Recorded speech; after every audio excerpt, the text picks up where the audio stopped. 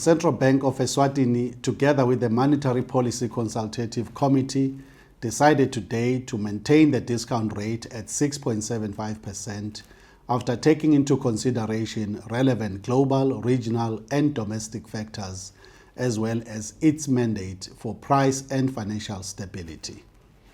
This decision is cautionary and needs to be understood in the context of the Middle East crisis and oil price shocks to the domestic economy going forward.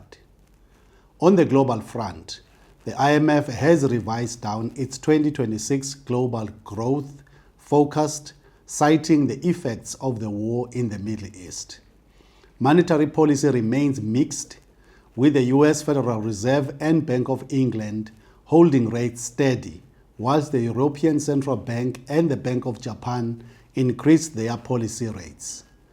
On the regional front, the sub-MPC kept the repo rate steady at 7% in its July meeting.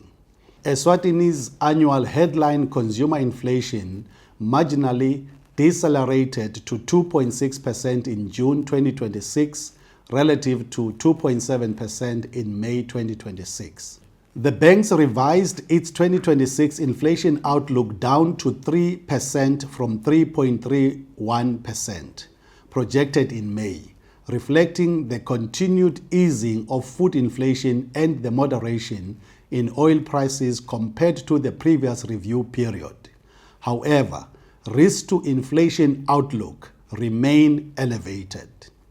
Credit extended to the private sector grew by 2.5% month-on-month to 23.9 billion in May 2026. Non-performing loans in the banking sector rose slightly to 1.4 billion at the end of May 2026, whilst the NPL ratio decreased from 7% to 6.9% month-on-month. As of 17 July 2026, the reserves stood at 11.8 billion, equivalent to 2.6 months of import cover.